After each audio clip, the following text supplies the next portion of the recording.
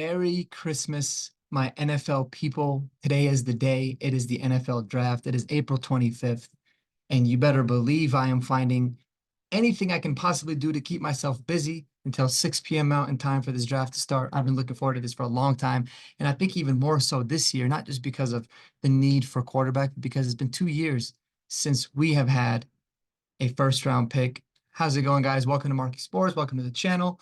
I hope you guys are all doing great. And if this is your first time watching, I appreciate you watching some of the videos. Like, comment, subscribe. I'd love to interact with fans and also get fans to come join the channel, whoever you are. Shout out to Jeremy for joining me on a couple of episodes in the past, and we will definitely have him because he's awesome. I really enjoyed the conversations that we had. But today's a great day, man. I'm so pumped and I'm so excited. And I was planning on doing this whole mock draft with trades and everything. And to be quite honest with you, I just felt like, that's kind of redundant. And so I just want to give you guys my thoughts, my realistic thoughts of what can happen, and then what certain scenarios will need to come to fruition for us to either move up from 12, stay at 12, or trade back a little bit from 12. But ultimately, there's only one outcome that makes the most sense, and one outcome that I would be the happiest with, and that is for us to come out with a quarterback. But there is one scenario that I might be able to talk myself into, maybe two scenarios I can maybe talk myself into instead of falling into a very, very deep depression if it doesn't go my way. So I am expecting the worst and absolutely hoping for the best. So first and foremost, guys, I think that there's so many layers to the draft. And right now, 12 hours before is really when teams start to understand, what teams are wanting to do, who behind them is looking to trade up, who's interested in moving up, all that kind of good stuff. And the Broncos are in a really, really shitty position. Being at 12 kind of sucks because if you want to move up, you got to risk a lot and you got to kind of mortgage the future. If you want to stay at 12, you might not get a guy that you're looking for. And then if you want to move back, it just might not necessarily be exciting. And the fact that we don't have a second round pick, thanks Sean Payton, then, that really puts us in a little bit of no man's land. But we do have some key players and some key pieces that other teams don't that we can offer in a trade if we need to move up. So first scenario is obviously moving up. Now, what makes moving up tough is obviously, like I said, lack of resources. You have a team like Minnesota who also has a quarterback need, and they have 2 first-round picks. So that makes them a lot more attractive than the Broncos do, than the Broncos as it currently stands. And I think that the whole narrative of the Giants taking a quarterback at 6 is absolute BS. I just don't see it happening. I think they're going to go a different route. Me and Jeremy discussed this on the last episode. I don't see it happening. So I think the draft ultimately starts really at 3, right, with New England. And I personally believe that New England ultimately does trade out of 3. That's what I think is going to happen. I think they're going to trade out of 3. I think they're going to do that trade with Minnesota. If the Broncos are really, really targeting Drake May and they're wanting Drake May, which I don't know if they are, then they can make a very splashy type of a deal with them. So, for example, what something like this would look like for New England would be if they were going to trade with Minnesota, it would be 11, 23, and probably next year's 1. Well, the Broncos, they don't have 2 first-round picks. They do have 12, but they do have Patrick Surtain, and they can still give up next year's 1. Would I do that personally? If Sean Payton loved the quarterback enough, yes, I could justify that happening. And that might be more attractive to New England than what is being offered by the Vikings. I'm giving you an example. There could be other picks involved too. I'm giving you an example because the way they look at it, saying, okay, we can have 11 and 23 and next year's 1, or they can have 12, which 12 and 11, not much of a difference. And Pat Surtain, in their eyes, I'm sure will be a lot more valuable than the number 23 pick for a lot of reasons because he's obviously a very proven commodity. And Denver's next year 1. Now, Denver might be projected to be a worse team with or without a quarterback than Minnesota, so that could be a higher pick for them. So in my opinion, if I'm the GM, that would be a more attractive offer if they obviously love Pat Surtain like a lot of teams do. So that's where it starts. But I ultimately think that the Broncos, I think Minnesota's targeting Drake May, and I don't know if the Broncos are that high on Drake May. So I think Minnesota moves up to 3 to ultimately get Drake May in the pick with the with the New England Patriots. Now, Arizona's another place where it's really attractive, right? The Broncos love JJ McCarthy. They can make a similar offer and get him. Or they just good sitting down. I think that there's not too much movement until around pick 7. which is when I think the Broncos will make a move to go up.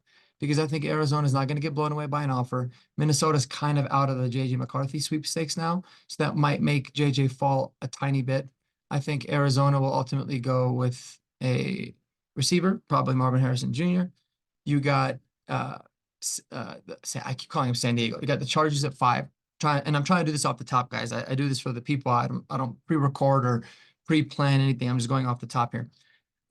Number 5, you got uh the Chargers. The Chargers will probably be looking to move back, but they might not have too many suitors. The Broncos are not, they're not going to make a trade with the Chargers, right? The interdivision trade, probably not something that's going to happen. So I think they will ultimately end up picking.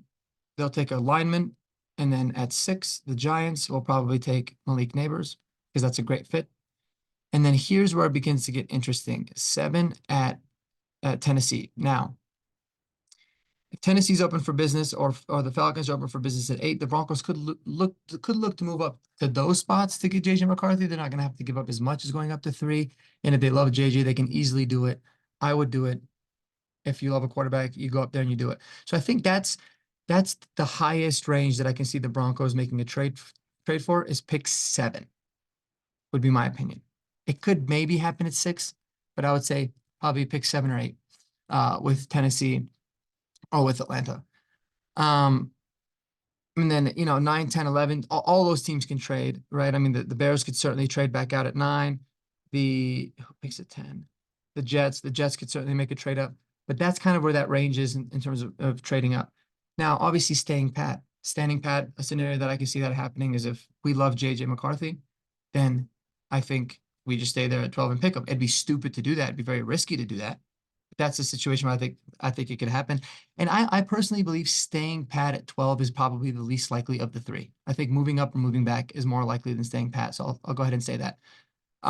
If the Broncos do really love Bo Nix, right, the smart thing to do would obviously be to stand pat at 12 and take him, or even move up a couple spots if they hear other teams like the Rams, for example, wanting to move up to get him. As crazy as that sounds, it could happen.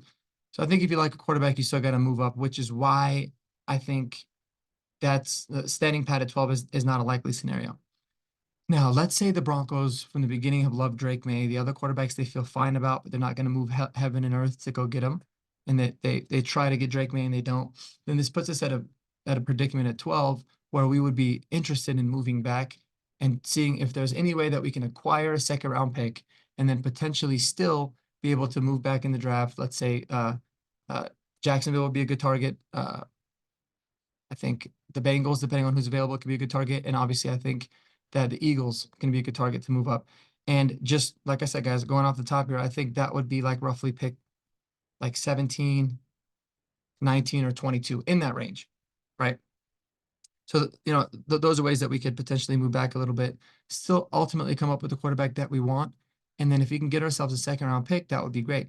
Daniel Jeremiah had projected a pick with Eagles from 22 moving up to 12 and giving their second round pick number 50 and like a 5th, I think, to the Broncos.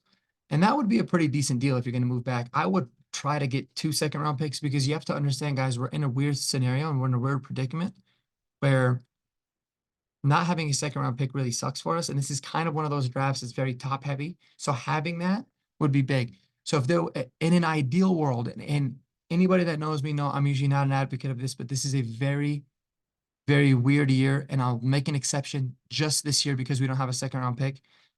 I think an ideal scenario is the Broncos trading back, getting a second, maybe 2 second round picks, but at least a second rounder this year, and ultimately still drafting Bo Nix. That's my ideal scenario.